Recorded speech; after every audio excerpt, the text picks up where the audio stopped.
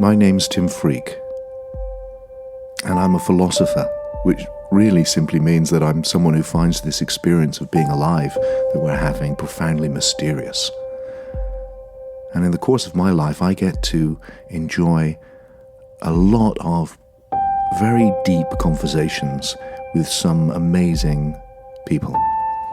And the idea behind this series is simply to authentically capture some of those real conversations in case you may enjoy listening to them as well.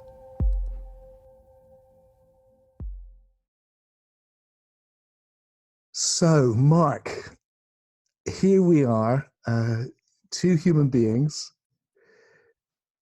different ages, in this. And I don't want to start us off in this conversation by just asking you this kind of question, which is so big, it's kind of absurd, I guess, but it's the question for me. What is this experience we're having? What the hell is it?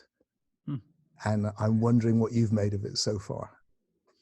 I think the more I learn, the more I feel like I really don't know what this experience is. So when I ask myself that question, which I think I ask myself multiple times a day, if not more, what I can know is that at this moment, I have the experience of experiencing something. And I have thoughts, usually about the past or the future. From there, I think there are lots of inferences that I'm still trying to dig into. I guess where I kind of come out in general on what all this is, and this is not something I know for sure, is that I do think there seems to be kind of an evolutionary aspect to consciousness, and that I have an individual experience, but that individual experience is part of something much bigger. So I'll leave it there to start. Well, I certainly resonate with that. Maybe it would be helpful to ask you to say a little bit about your own journey to that place as well, to get to, just as a context, because I know your story seems like a really interesting one. And when you say you're asking this question multiple times a day, which I relate to, but not everyone does. Why are you doing that? Well, for me, the journey started, at least on this path of really asking questions about consciousness, in August of 2016. And I was listening to podcasts that kind of touched on these topics kind of by chance. I was listening to health and business podcasts. My background is in business. I worked in investment banking in New York when I graduated from Princeton. And then for the last nearly 10 years, have been working in Silicon Valley, advising tech companies on intellectual property and business strategy. So that's my background. Really on the surface, nothing to do with consciousness, and my business background doesn't really relate to it.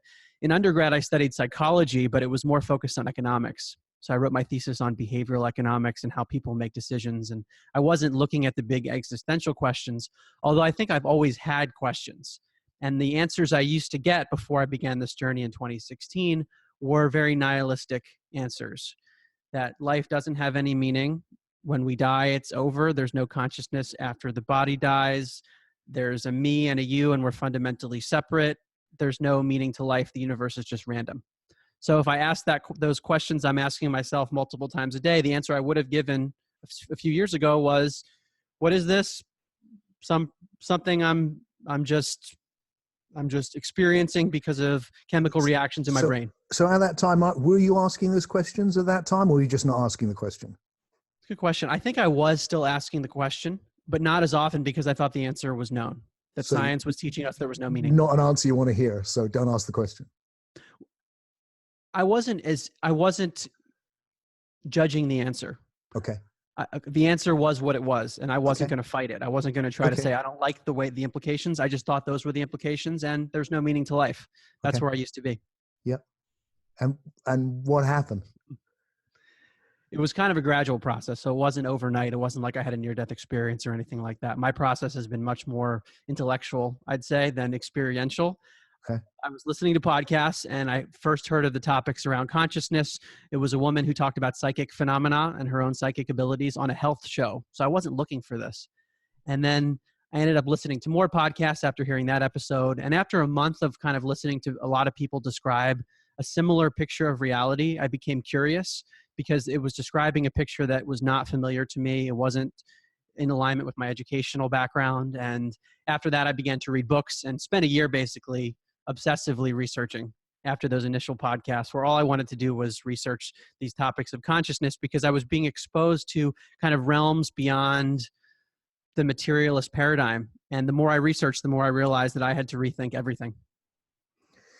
And so was it that encounter with the kind of paranormal, the things which are outside the normal, was that the thing that sort of triggered you into like, well, hang on, what is this? I think it was a combination of things. One was evidence for a number of anomalies under the materialist paradigm, which some might call paranormal phenomena. So I saw there was real scientific evidence for that. And then more broadly, people who had personal experiences speaking about just a view of reality that was much bigger than the one that I had heard. So it was kind of this combination of anecdotal evidence and scientific evidence that was pushing me in a new direction. And I just had to explore it. You said you came to one of my things in sand at one point as well. Is that right? I did. And so I heard of sand probably in 2017. So I can't remember if it was 2017 or 2018, but I came to one of your workshops. I loved it. How funny. So was there I'm just curious. First of all, actually, what I have to do just in parenthesis as me, an older guy and all the rest of it, is to say, well done for taking the sensible route and going through studying economics and all that sensible stuff first and then coming to consciousness, because that's a much better route than coming straight in, I tell you. So I think that's a wise move. A lot of my mentors on my journey, people like Ram Dass and Alan Watts and people like that, they were all well-established people who'd done stuff in the world before they woke up,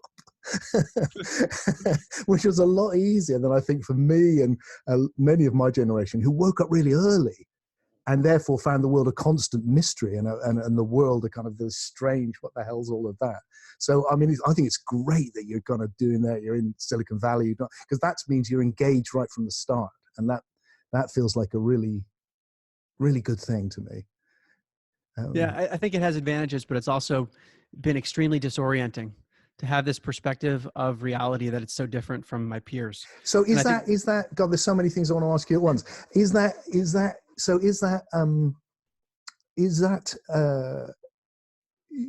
how, Silicon Valley, I live in Somerset in the middle of nowhere in a little town called Glastonbury, a little hippie town really. When I think of Silicon Valley, I imagine cutting edge thinking and people on the edge and like new ideas and people thinking the whole thing's a computer, a simulation and all sorts of nutty stuff. So are they kind of close to it, or is there an openness to how close is it?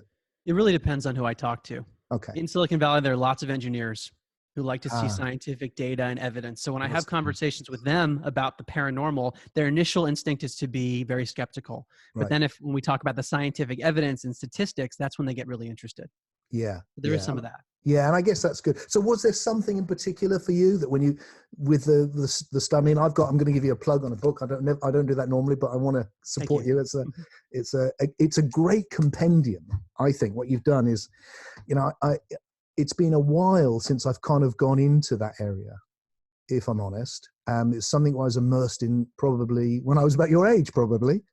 And so a while back now. And so I haven't seen a really good compendium of all, and it's a great experience when you read it one after the other, because you just go, wow, this is like, there's this, and there's this, and there's this. And by the end, you're like, oh, I surrender. This is, I mean, I know it, but it's like, it's good to be reminded of just how strange what we're in is, because the dominant mindset can seep in when you're not looking. In fact, just as an aside, I mean, I would say that what motivated me to develop the new philosophy that I've been exploring over the last period of my work had been to resist that philosophy, has been to say, look, I need a rational way of understanding this, which fits with science and which can accommodate this, but which allows for all of this. And without that, it just seeps in, doesn't it? Yeah. I mean, it's easy for our perceptual systems to show us a picture of reality and for us to buy into that. And it takes some intellectual steps, at least for me, to question what I'm perceiving and to ask, is there more out there? Especially after having looked at all the scientific evidence, it makes me question everything that I perceive now. And was there something in particular, or is there now something in particular that really kind of like, your favorite crazy fact, the experience? Or I think time is a topic that I think about a lot. And the more I think about it, the more I really don't understand it. So that's an interesting one. Let's play with that for a bit.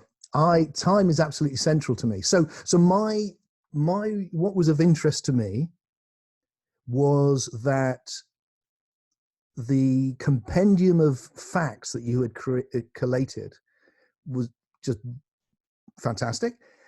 And the way that you were coming to understand them was exactly what I'd expressed, or coming from the similar place, and all the people you were relating with. If we'd been having this conversation, 10 years ago, maybe less, I would be definitely going, yeah, we're on exactly the same page. And then what's happened for me is I've moved. And I'm in process really right now of doing I think it might be a book, or it might be a film or something, on what is consciousness, criticizing myself because I feel like I was wrong. And central to the view that I'm now exploring is the reality of time, is actually that time is central to understanding what reality about the nature of existence is. Even though I think that we need to understand all these anomalies, which you point out, I think it's a really important thing to do. I'm just not so sure. I think the place where I sent a note to Rick Archer. We were connected through Rick Archer, the guy lovely man, I love him to bits, who runs Buddha at the Gas Pump. And he told me, oh, you should meet Mark. And when I get a recommendation from Rick, I take notice. Brilliant young man and all this, which turned out to be true. And then he sent me some stuff that you'd said, and because I'm doubting that because it's my past, I sent back some rude note going, oh, I don't know, I'm not sure about this stuff anymore. And he sent it on to you, and and I had to apologize in case I'd been rude. And here we are, sort of connecting about it, so we can get the chance to talk about it together. I would love to. All right. So we start. So there's two things I think then that I'd love to get your reaction on. One is that there's a fundamental reality in our experience to time, that there is a flow on. I'm not talking about time as something we're measuring, or something which can be measured at moving at different rates according to relativity and all that, but simply that there's a phenomenological reality to one thing follows another. And that even if we have premonitions, or we think, put it like this, if we were to go back in time, we wouldn't have, for instance, because it would still be the next thing that happens.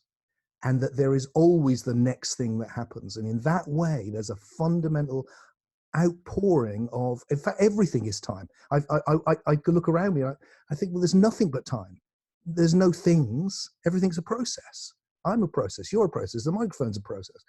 So there's a fundamental nature to time. Maybe we should start with our definitions of time. Okay. How would you define it? As that. One thing after another, there is a flow. There is nothing. That existence is not a static thing. Well, I'd actually go further. I'd go, look. If I look at this, what the moment is time, and it has two qualities to it. There's something which is witnessing this, which doesn't change, and then there's a flow of change. And that flow of change is time. And it's every experience is that. And it would be impossible for there to be anything experienced but that. Right. So I would agree that that is the way reality is perceived. It's perceived as a flow and a sequence of events. That's our interpretation of how reality works. And I guess what I have been trying to do is question whether those perceptions are the actual nature of reality, and if so, how that would inform how we think about life. And maybe the answer is reality isn't exactly like that, but we perceive it that way, and therefore that's how we experience it, and that's kind of just what matters. Okay, so it feels to me there's something, and I may be wrong here in the way that I don't want to project onto you what I've heard from other people, because then maybe you have your own take. So if I do that, I apologize in advance. My concern is that when we talk about a reality as it actually is, we have carried over reductionism into our inquiry. Because that's what reductionism's doing. Reductionism's going, you think this is reality, but really it's this. And it takes it to something more primitive and goes, it's really that. And then you just think it's this. This is an illusion. I've done it myself. This is really empty space, 99.99999% empty space. That's what it really is. I'm less inclined to say that now. I'm more inclined to say that's what it is on a less emergent level. But on this level of emergence, it's this. And that's what's so miraculous about it. So it feels like our experience of what it is it. And that there may be other ways we need to understand it. Like I think we can understand it as information, for instance, and things like that. But it's at this level of experience, this level of of the evolutionary emergence, it's experienced like this. And that therefore it's not like there's something beyond us which is really there and we have it as time. It's like, no, time's it. There is a flow of evolving form. There's a formless presence and a flow of evolving form. I don't know what it means to say, that thought. Is it reduction? Yeah. I know exactly what you mean. I think each of us perhaps has a different experience of experiencing, or time, as you call it, or the unfoldment. And it's interesting for me to look at people who have reached states of what one might call enlightenment, and the way they describe their experience of time and life versus how I experience it. And what do you mean by that? There are differences. So the way that someone who we might call enlightened experiences it. I wouldn't call anyone enlightened, so you have to tell me. Yeah. Well, let's say it's a person who feels like they've really transcended their individual identity or claims to have had that experience. I know a lot of them. It's interesting for me to hear what those people have to say, because I have not had that experience personally. Right. And their experience is sort of that they are not an individual almost, and that there is no time in their experience. Whereas in my experience, I do feel sequence. I feel a sense of individuality, and I feel a sense of separation, even though. So I would suggest to you, Mark, that you were right, and that they are completely, that having been around all of this now for 50 years, pretty much, since I first started when I was 12, and meeting a lot of the people you're talking about, I think there's obviously, I'm not saying people are being deceptive, although some people are. But I don't think that people are necessarily very good at being able to communicate or interpret their experiences. And I think people end up saying things which sound like they're amazing because they don't make any sense, and actually they just don't make any sense. And that when you push it hard, it's not what you think. So for me, having come through whatever it was 20 years ago, the Advaita non-dual thing, I now see it quite negatively. I see it as a regressive philosophy. I don't think it's, I think the idea of the enlightenment it leads to is one thing you can experience. I certainly don't think it's timeless. It's just like to say, I experience no time takes time. To say, I doubt there is time takes time. To say, I experience the timeless. Now, the fact is, I think actually we can all experience the timeless right now. But I think we experience the timeless through time. So when I said, look, what I'm aware of is that there is a presence, it's a formless presence witnessing this of being. And there's a flow of time, which is why the moment has two qualities. One, it always now, because it's timeless. And the other is it's always changing, because it's time. And what I see is that in what I call monological thinking, people go for one or the other as real. But what I'm playing with is what I call paralogical thinking, which is say, actually, aren't they both real? Isn't there a formlessness arising as form? And isn't that actually what we're describing here? And that for there to be experience, there must be something to be experienced. And that's Yeah. time and Yeah. change. And change.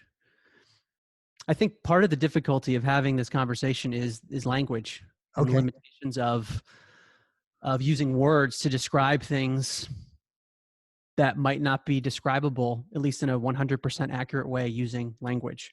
And I'm reminded of my research into near-death experiences. And when people come back and they have a vivid experience and they say, I can't really use words to explain what happened. Or they have a life review, for example. Their entire life flashes before them in what appears to be a short amount of time. They relive events through the eyes of other people.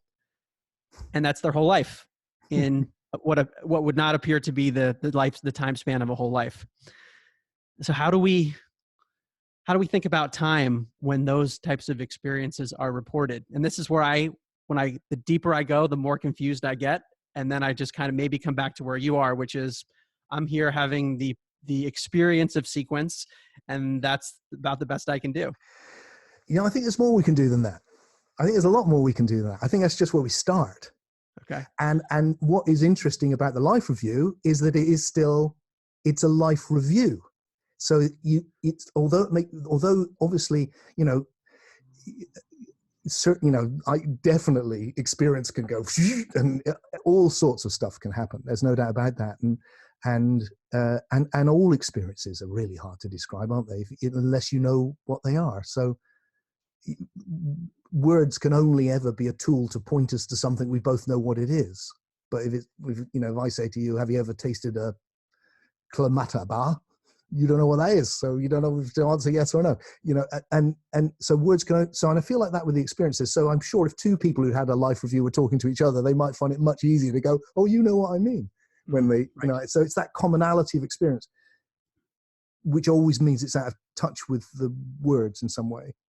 But even their life, here's another thing about time which strikes me, and I'm not saying withdraw into, just come back into the moment and just go, look, this is a common sense thing. It's more than that. I'm going, look, this feels to me a key to beginning to understand the very nature of the reality we're in, which is that the fundamental observation around time that I have is there is a flow, and each moment realizes a new potentiality that's never happened before.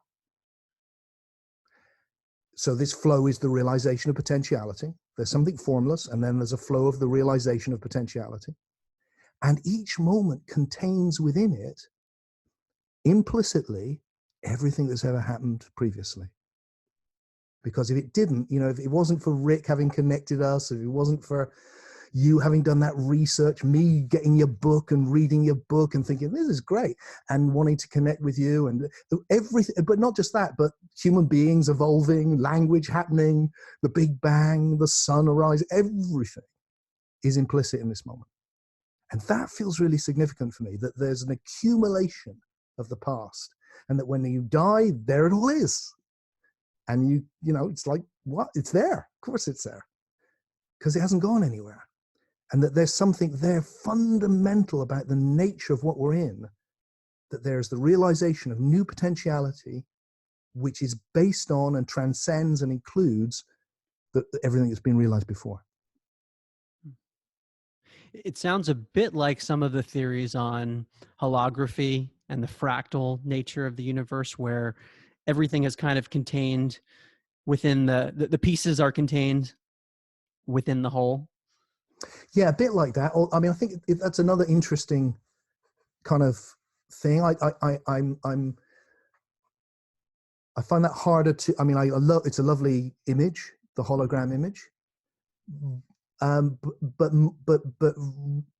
the thing which I'm pointing to here is more about just straightforwardly the accumulation of the past and the reality of the past. So here I'm mimicking things, I'm picking up things from Rupert Sheldrake, say, and Peirce, Charles Sanders Peirce in the States in the last century, and Lee Smolin at the moment as well, the physicist. But for me, it's not come through them, because it's come through just my own studies of the moment, which is primarily what I do.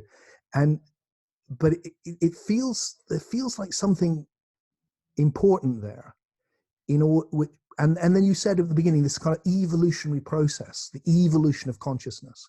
Maybe we should get onto consciousness. What do you mean by consciousness? Well, that's another one where I think language does a poor job of defining it. But the way I think about it subjectively is the experience of having an experience. So when I say that I'm speaking to you, that sense of being is what I mean by consciousness. Okay, so the I.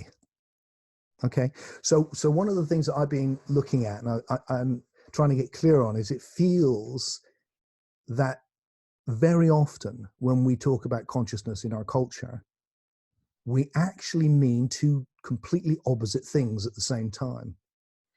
And we slip between them without realizing we're doing it. And that sometimes by consciousness, we mean what we're conscious of. And sometimes we mean what you mean, the ineffable I. And so, for instance, in psychology, I don't think it even got the idea of the ineffable I. Spirituality's got that. In psychology, it's much more to do with what you're experiencing. This is consciousness. Look, this is consciousness.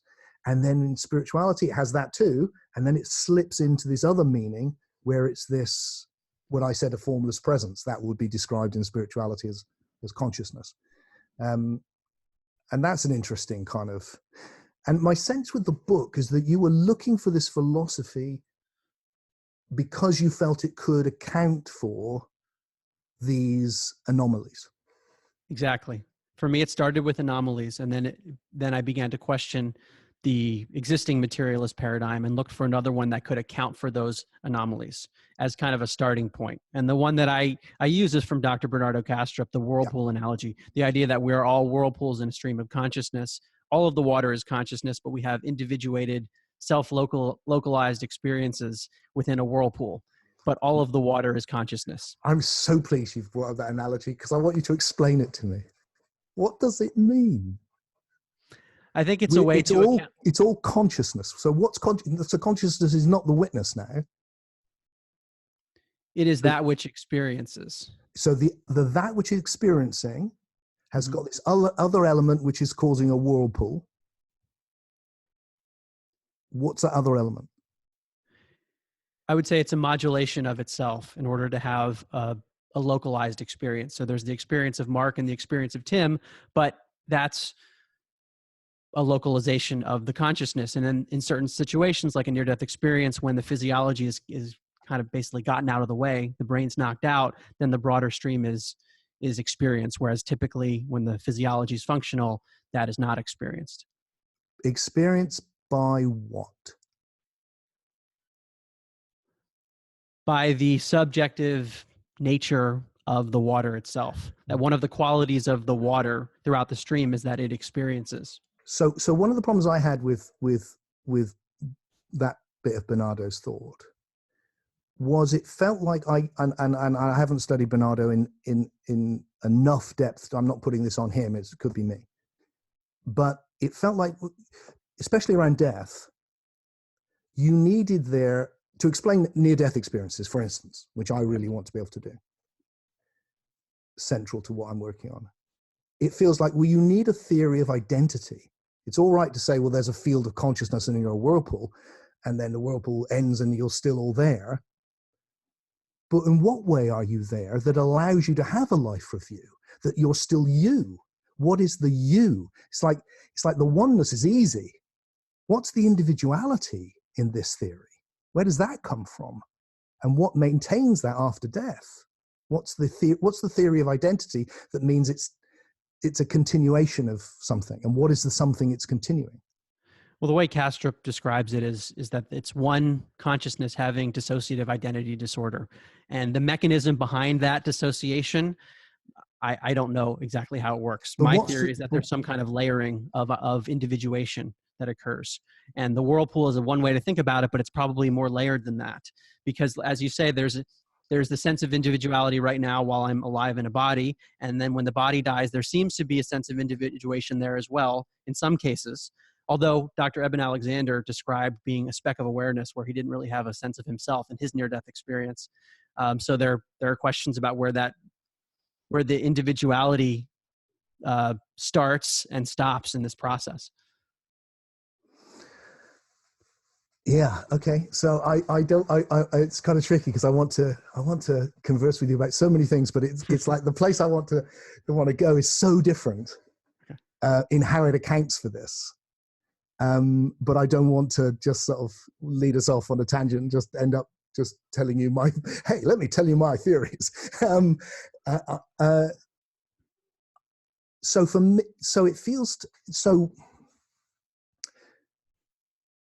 so the account of identity that arises from the stuff about time, let's just latch it onto something we've already talked about, for me is like, if the universe is made of time, if it's the accumulation of everything that's ever happened, and that is creating the patterns and the algorithms and what Charles Sanders Peirce called the habits of nature, what we generally call the laws of nature, everything that's happening is working on what's already happened. Hence me doing this, which I endlessly do with my hands, because that's the way that Tim does things. And I speak with this accent, you speak with that accent.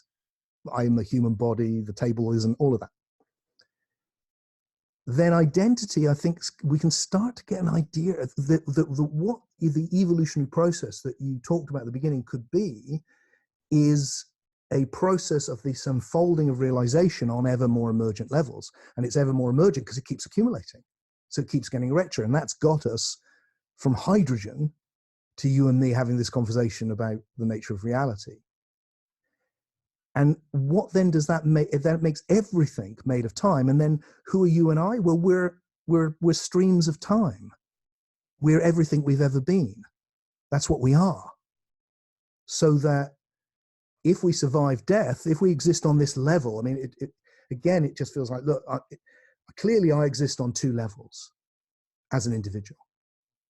There's a body here, busily getting old. And then there's this other thing I'm experiencing, the psyche or the soul or the mind or whatever name you give to it, the imagination, which is not physical. It's not made of matter. I'm experiencing it right now. And it's where all the meaning of these words exist. And that's where you and I are really meeting, while our bodies are sitting in rooms talking on the internet. We're really meeting in this non-local place of the soul. So the death thing becomes, for me, becomes like, oh, so the question is, when the body dies, which it will, and this experience the body's having of sensation, when that stops, does the experience my psyche's having of imagination stop or not? And like you, I think it does not stop. And I think my own personal evidence and all the evidence that you've accumulated, I mean, the hundreds of thousands of near-death experiences. But is the reason for, so what I'm, but the identity that continues, let's just stick with that. It feels like, well, that's because what continues is I'm everything I've ever been. So no surprise that when I step into the imagination, I will have a life review, which is seeing everything I've ever been. I will have fantastic, glorious dreams and visions. I will be able to exist in that realm with much more vividness. That feels like an interesting, I've said too much. Tell me what you think. Well, respond. I think the challenge in looking at near-death experiences is that we only have a certain amount of time post-death. If we say that this is a near-death experience is an actual mimicking of what happens when you do die, we're limited in what we see because the person comes back. There's usually some kind of a tunnel, and then there's a decision to come back into the body. And at that point, there's typically still a sense of individuation. What happens after that point if they had a longer amount of time? That is still a question for me. What happens well after the person physically dies? I don't think we know that. Certainly not from near-death experiences. We don't. Not from near-death experiences. People can have claims of, those who are in communication with other realms or claim to have those kinds of communications and channeling. They bring in information about that, but it's very difficult to validate. And I'm with you. One should be very careful and very skeptical about everything. So one of the, so one of the things which okay, consciousness. Let's go for consciousness. So one of the things which I said in the email, so we should definitely mention it in this conversation, it would be a shame not to, was that I had gone from 20 books more written on the idea that consciousness was fundamental to no longer thinking that. So no longer feeling like either the materialist paradigm or what I call the old idea, the old religious idea, idealism, which is a very old thing, which is being presented as the new paradigm, but it just feels like it really isn't to me. It feels like it's the old paradigm. And so the new one's not working, the materialism one doesn't work. And so it's like, well, go back to the old one. Whereas it feels like, no, I think there's a new one. And I think the new one is based on this really revolutionary understanding that we now have of evolution. That for the first time ever, we can look at this process we're in as having been 13 billion years of increased realization, complexity. And through that, what's happened is that there's a fundamental. Can I just share this with you? I'm going to share it Sure. with you. And I have, because it's quite a lot, but I don't want to do it too much and just get your reaction. So look, it feels like, in that process of time unfolding, of realization, the flow of form arising from the formless potentiality, things have individuated. They've taken on characteristics, something which is pure being, not consciousness.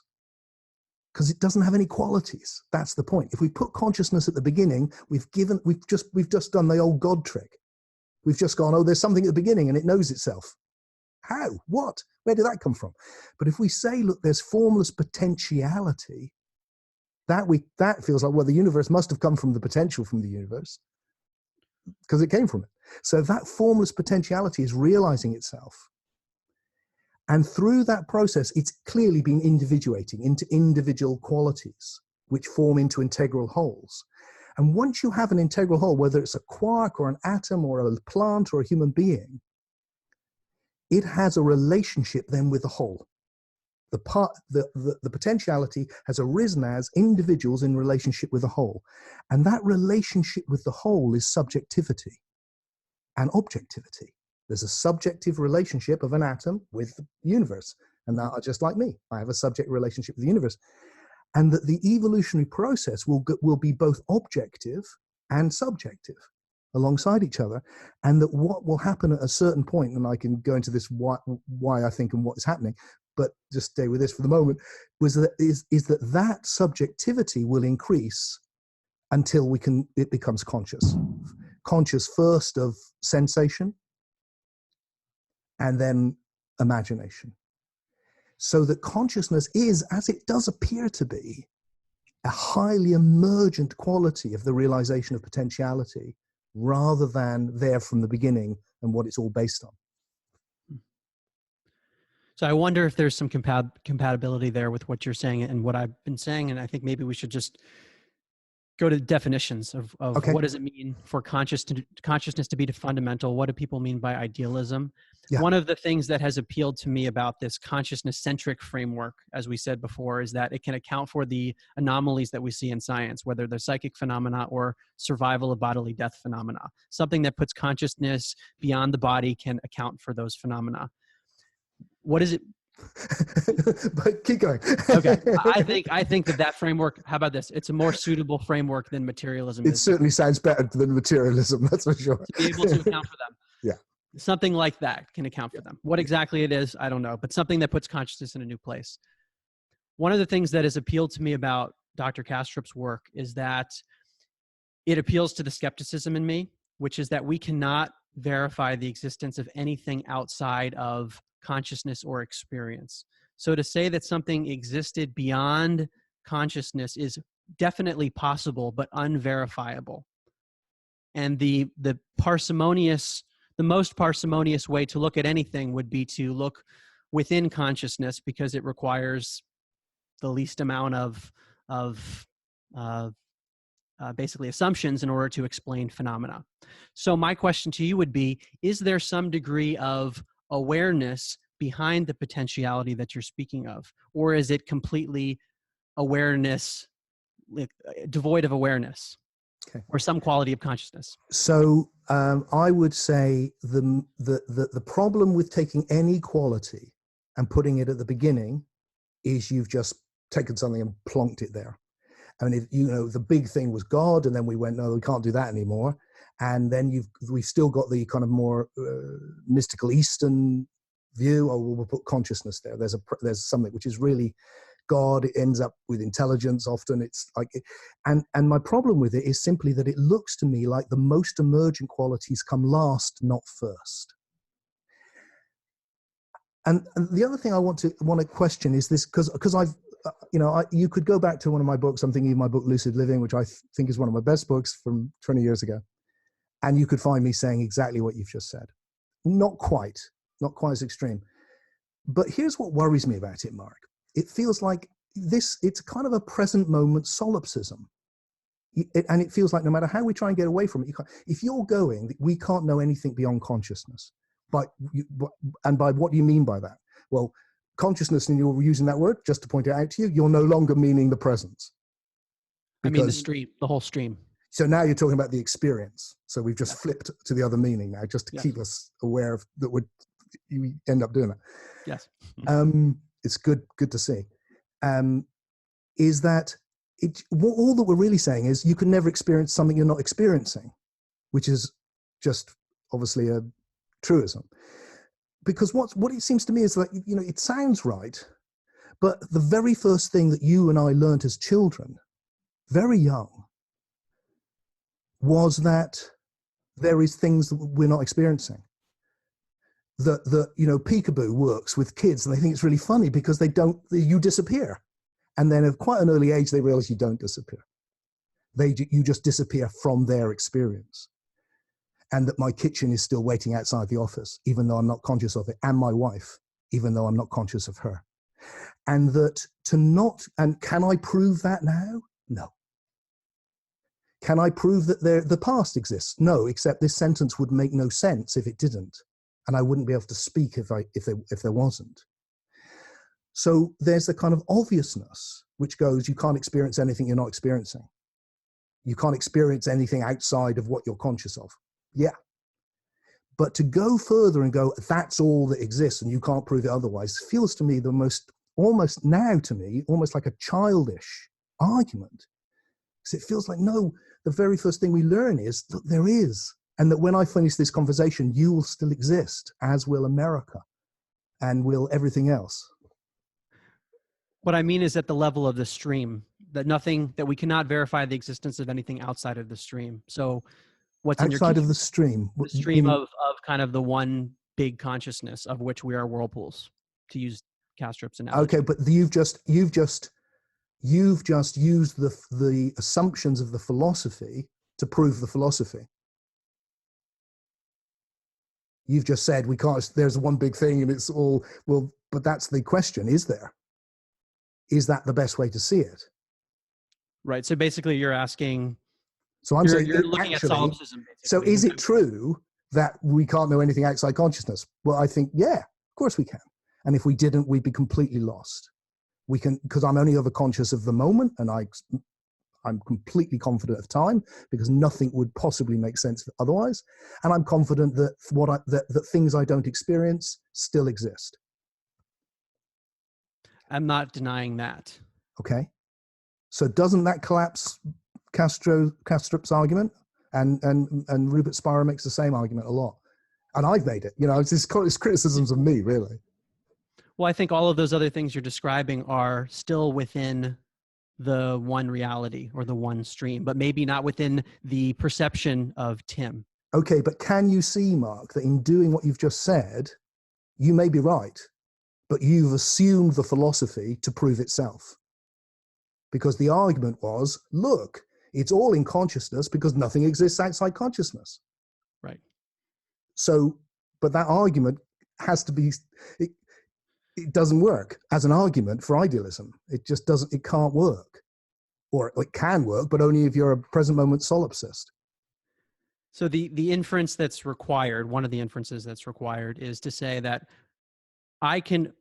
it's true that I can't validate anything beyond my personal experience. I can't technically verify anything. I can't even verify that you're conscious. But given that I'm conscious and that I see the way you're acting and I see the way others are acting, and it's very similar to my conscious experience, without any evidence to say that you're not conscious, it would be foolish for me to not assume that you guys are also conscious too. I'm with you. Right? I agree completely. Right. So I'm not a solipsist, and that's not what I'm arguing. But your argument is solipsistic, isn't it? Or not your argument, but the argument you're sharing. The argument that's being isn't, made. Isn't it? Is that? As I understand it, the argument which gets repeated a lot is, have you ever experienced anything outside your consciousness? Therefore, everything exists in consciousness. That seems to be the argument. But that can only lead to present moment solipsism. And all it really says is, have you ever experienced anything you weren't experiencing? And the answer is no. But from that, I inference the fact that there's lots that exists that I'm not experiencing. And from that, I jump to the conclusion, quite reasonably, there's lots that exist that I'll never experience. And that I'm experiencing some part of something multidimensional and huge. And it doesn't exist within my consciousness. So there's no argument to say that it exists within a consciousness. It exists within something, but that it's a consciousness, why would you go there?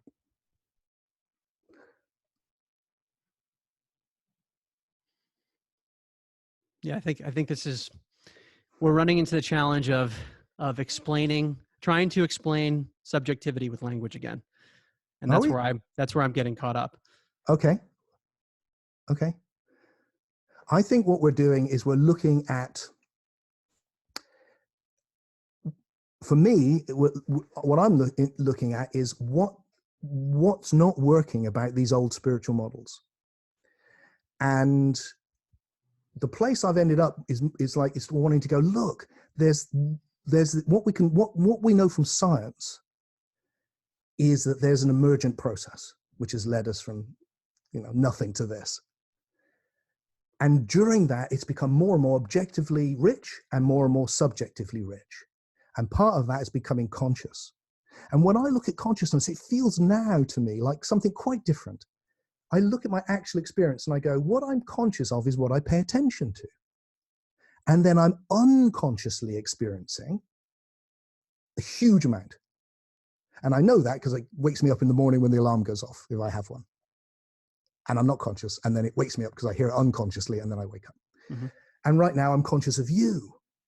And I'm not conscious of what's behind me. I'm not conscious of the garden, although I am now because I'm thinking about it, or my wife, although I did earlier when I mentioned her. And the consciousness, like Jung says, is like a thing which is floating on the top. It's like the peak of subjectivity on this huge wodge of unconscious subjectivity, both in the body and in the soul, in the psyche. Mm-hmm. There's this focus where things become like this.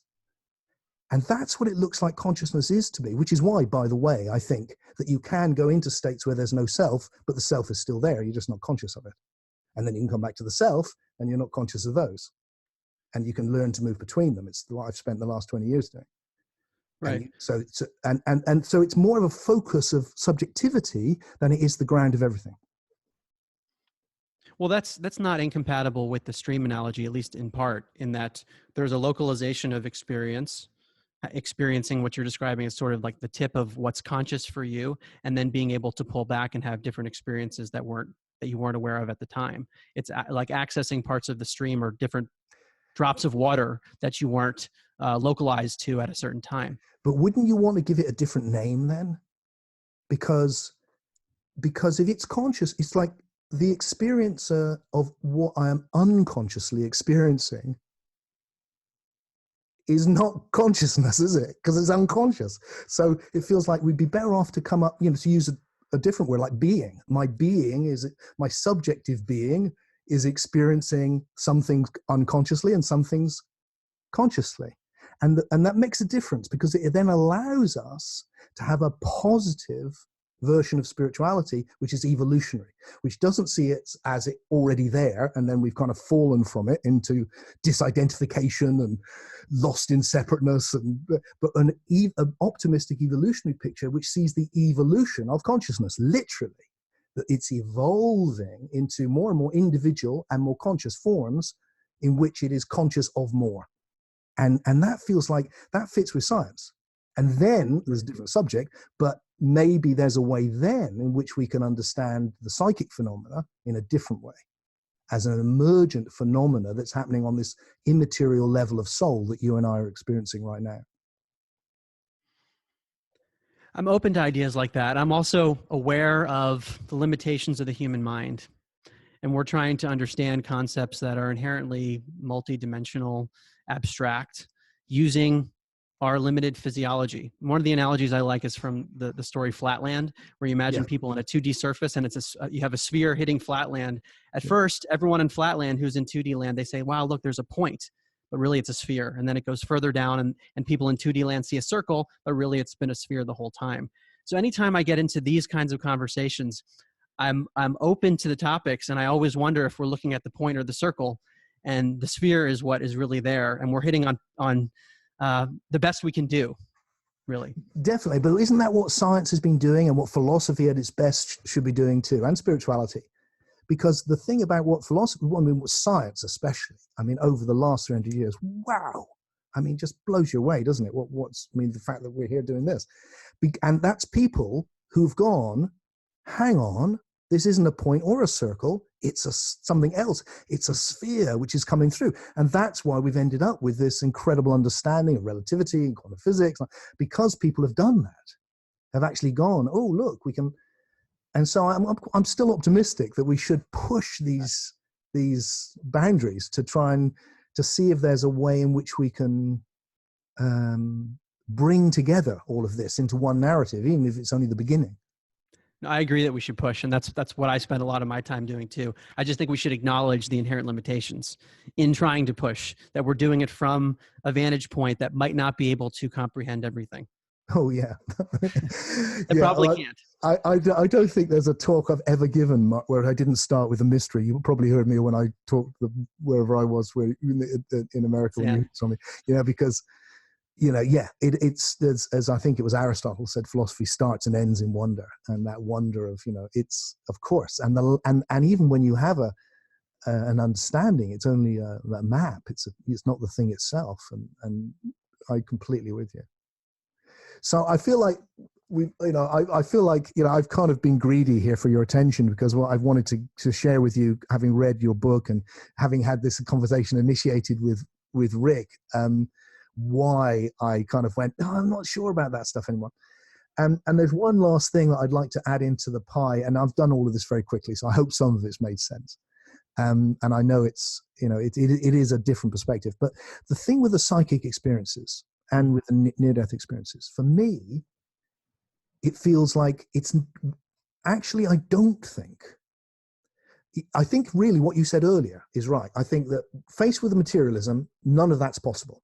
Well, given that you and I certainly think not only is it possible, but I think it's factual, and that's more from personal experience and doing all of the research that you've done, but I think that's right. For me, it's like, how do you explain it? Well, materialism can't, so that's out. Right, that's finished. And materialism's out anyway. I mean, it's such a, on the cutting edge of physics, there's no materialists. But what's amazing, Tim, is when I talk to people about these topics before you go on, that the notion that materialism is out is completely contrary to where they are. Yeah, you're completely are so radical to many people I speak of. To you, it's common sense, and they wouldn't even get to the point of having discussions about ground of being, because the materialist paradigm is so deeply rooted. So I just wanted to make that point. And you're so right. And thank you for keeping my feet on the ground, because you're absolutely right, of course. And part of what motivates me is a feeling of, look, in the mainstream, there's this heavy, limited idea now. We've replaced the old religion with this new religion, and it's been a progression, but it's also time we left it behind. So then it becomes what? So I'm not sure that the idealism, the idea, it's all consciousness. I'm not sure that does explain things. I think it just offers a credible alternative with a lot of history to something that's not working. And I wonder whether this evolutionary emergence is the key, so that we've got, what we seem to know is that it's gone from matter to life to soul. And what I explored in my TED talk was, look, this is a whole domain of existence which has arisen. If we take the model, you mentioned it in your book, I think, we say, look, on a very basic level, we need to understand this as information, which is evolving onto these different levels and which we subjectively experience with ever greater richness. Then this flow of evolving information has reached the level of non-material information. Well, essentially, it's non-material anyway. Materiality is a level of information.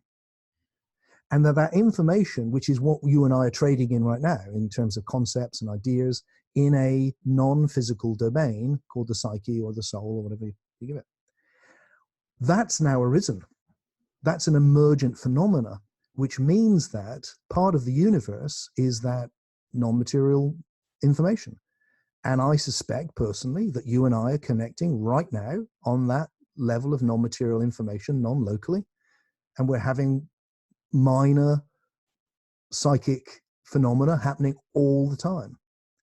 And that most of the so-called anomalies are to do with how that domain interacts with itself and how it reacts with this.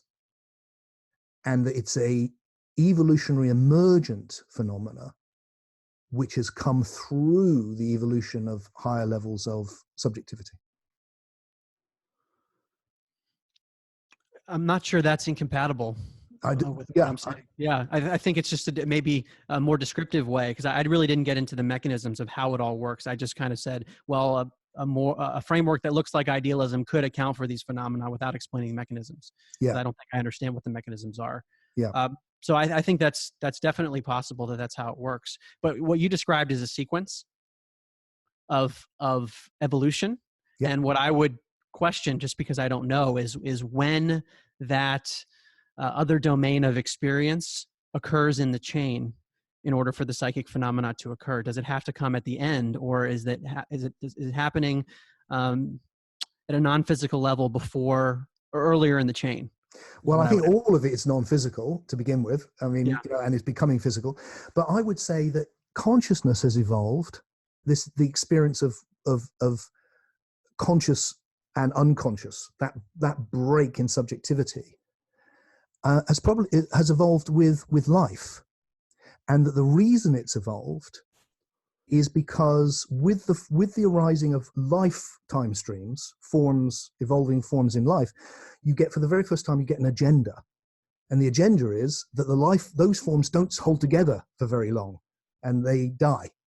And so the agenda is to not die and to reproduce and to eat and to not be eaten and all those things. Now, what's happening at that level is that subjectively, that particular individual is receiving huge amounts of information, some of which really matters to that agenda and most of it doesn't. And that what develops is the ability to prejudice some information over other information. And that prejudicing of some information is what we call consciousness. We're experiencing it now.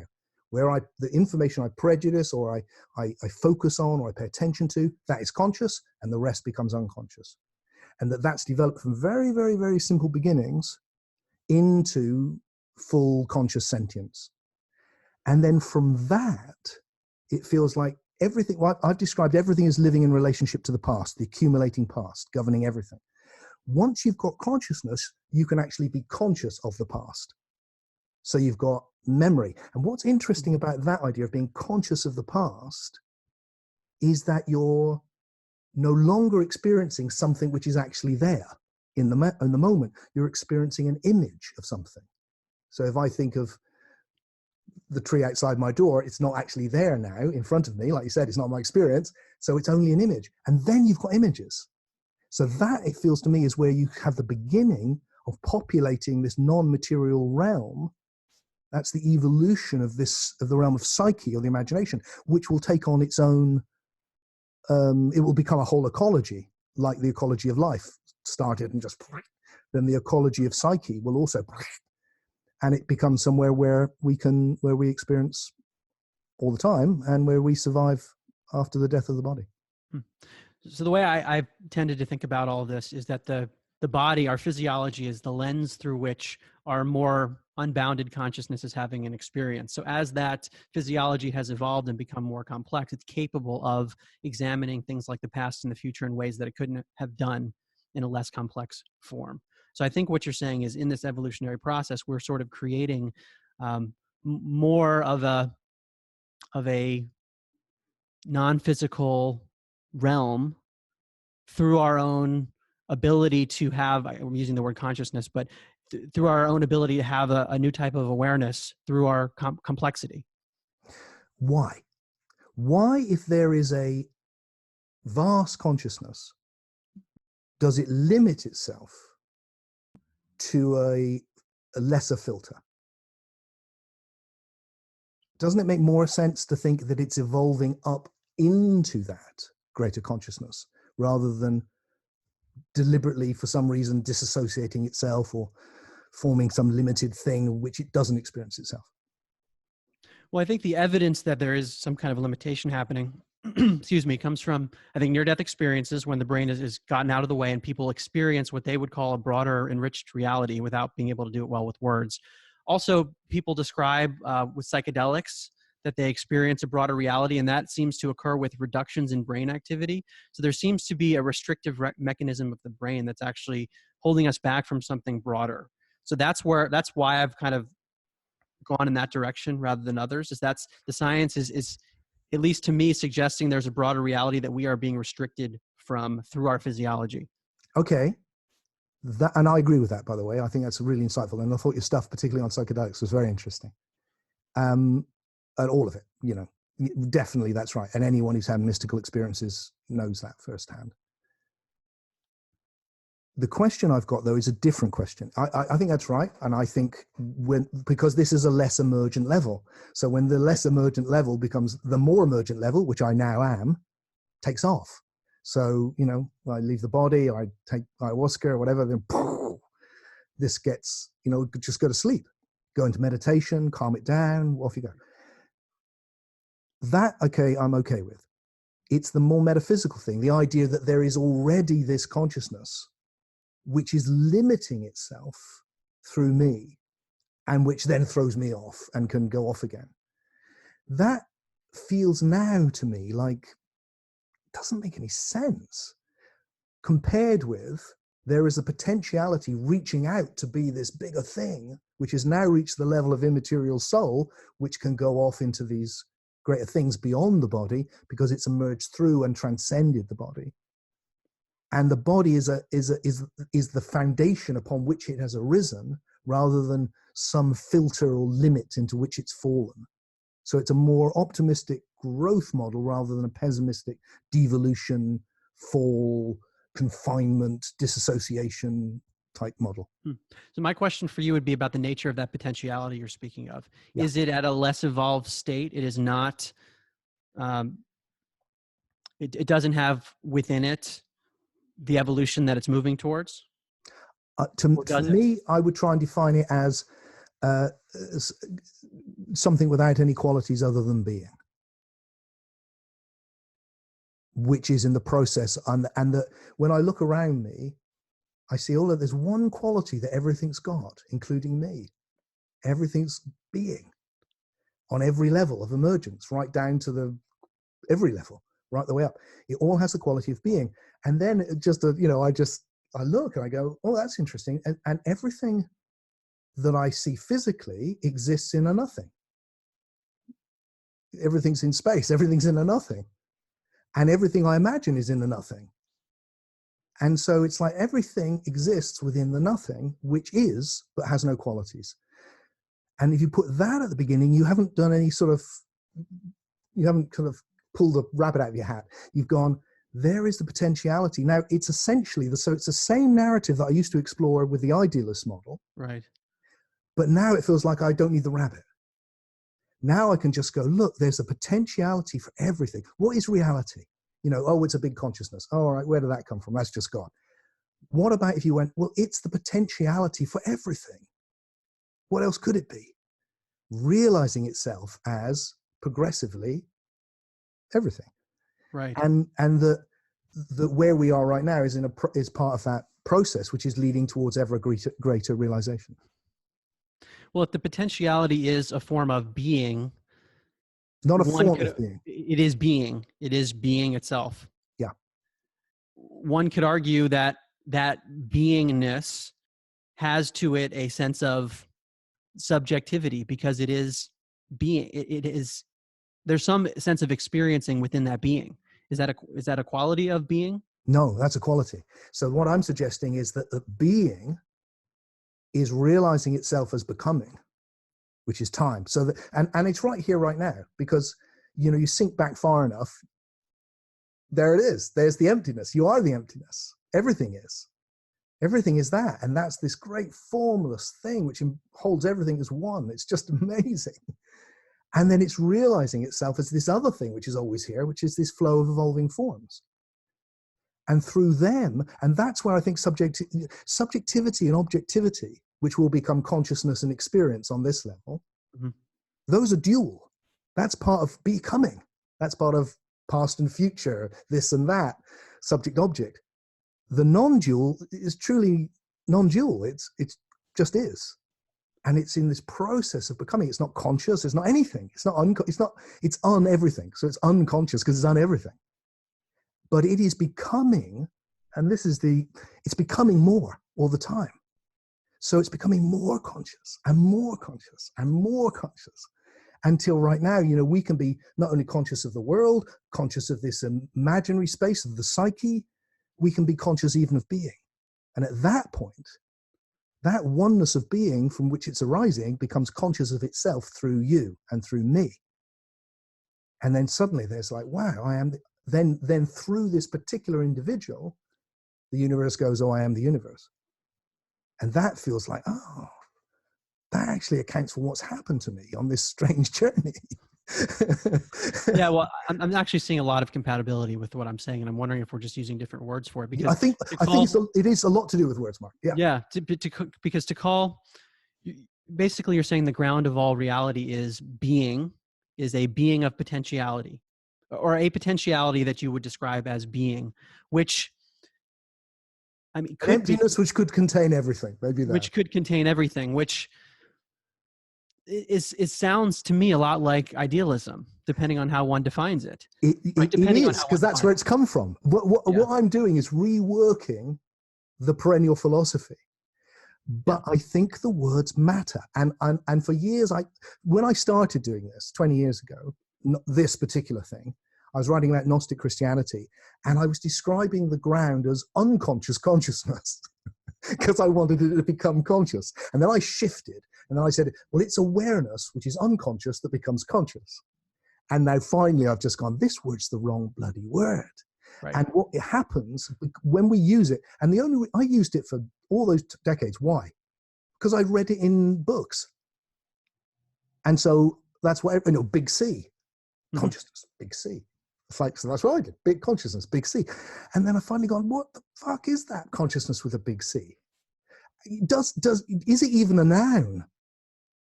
Or have we reified a verb? Is consciousness something we do? Is there a thing at all? Yeah. Or is it something, I'm conscious of this, I'm conscious of you, it's a thing, I'm conscious of the psyche, I'm conscious of the body, and that there is no, and then I can be conscious of being. And on the deepest level, when I'm conscious of being, I can call that consciousness. But only when I'm conscious of it. When I'm not conscious of it, it's just being. So tonight in bed, it'll just be being. But right now, it's consciousness in that sense. And so it feels like if we want to get greater clarity, and especially if we want to unite these deep perennial wisdom with modern science, we need to pay attention to these words because they will end up mattering and they'll lead us astray. Yeah, I agree.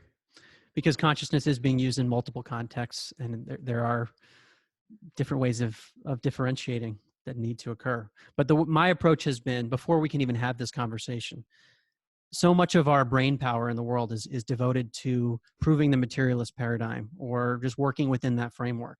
So until we get our smart minds out of that area, I don't think there will be enough of us to try to work out these details. Hallelujah to that. And your book, which I would definitely recommend as a fantastic compendium, even though I disagree with a bit of philosophy, which you would expect. Hey, I disagree with myself, let alone everyone else.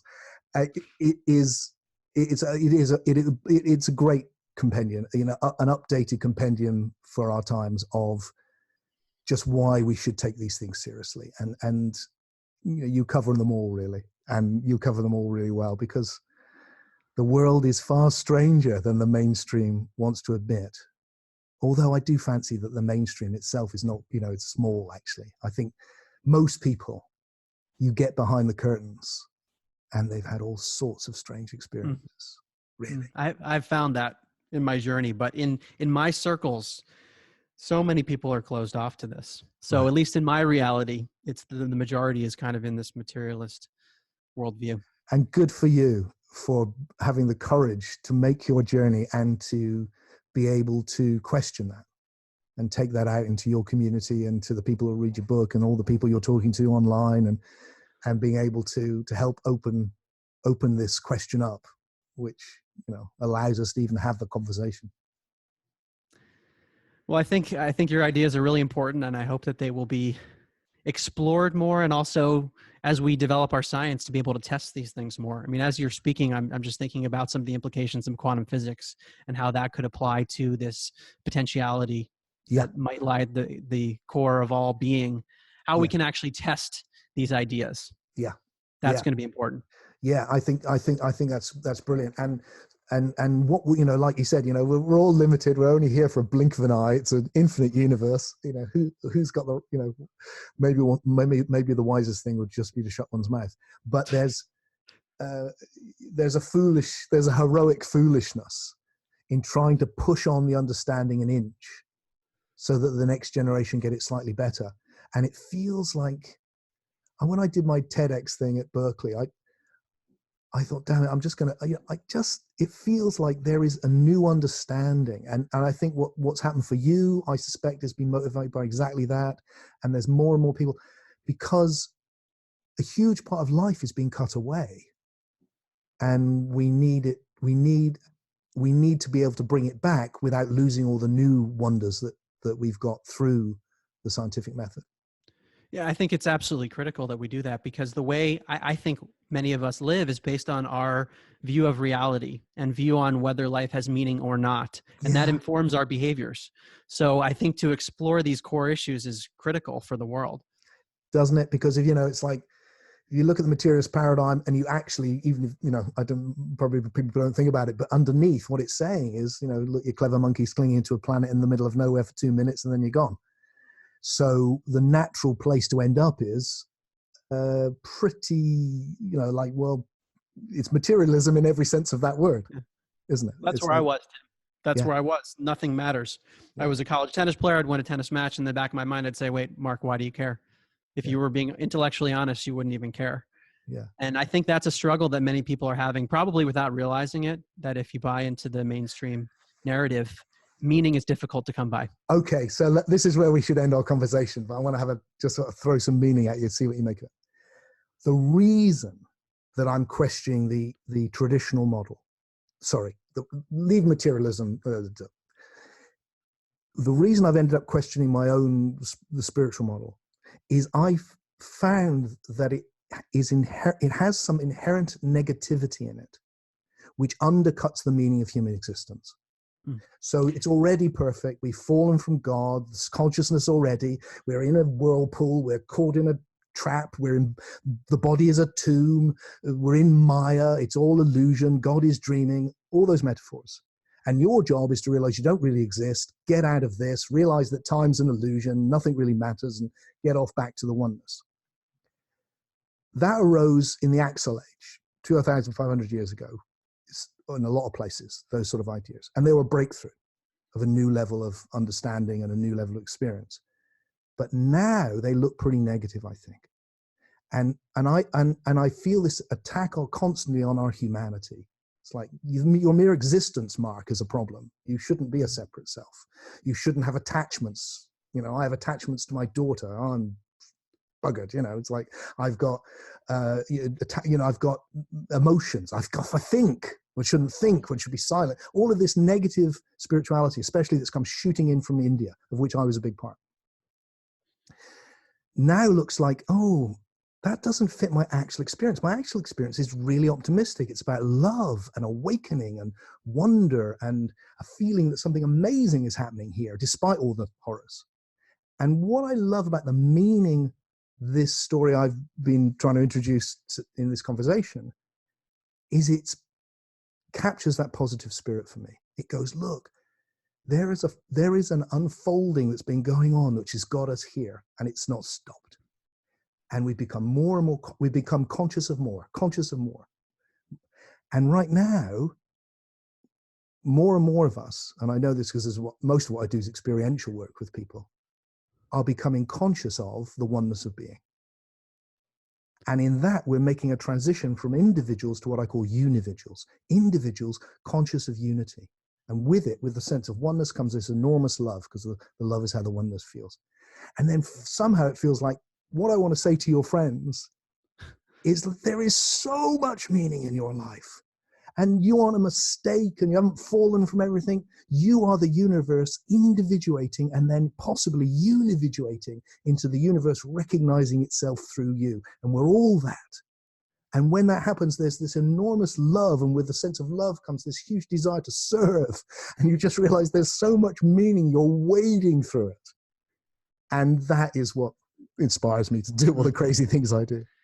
Well, you raised a lot of really important points and things that I've considered in my journey, because I think there can be a tendency to move from materialistic nihilism to spiritual nihilism very quickly. Beautifully put. So this is something that I've had to think about a lot, because I've leaned nihilistic my whole life. And I kind of end up where you are, which is that it's I think too strict of an interpretation to view the spiritual Unitarian view as nihilistic. And instead there is deep meaning behind the individuation of this universal being or potential, whatever we want to call it. And I think the reason that I come out there, I've been very tough on myself not to just go in directions like that because it sounds comforting. I don't want to just believe it in order to rationalize my existence. And that's been something I always fight. Well, that sounds comforting. And do I just want to believe it because it's comforting? I think there's actual evidence to support what you're saying, which comes again from some of these transcendent experiences, which I haven't personally had, but as a researcher, objectively, this is what people report in near-death experiences, psychedelic experiences, meditation experiences.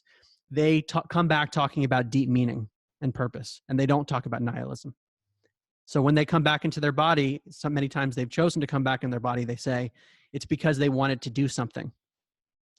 So that's where I come out, is that I don't think we live in a materialist world. We live in something else that actually does have meaning.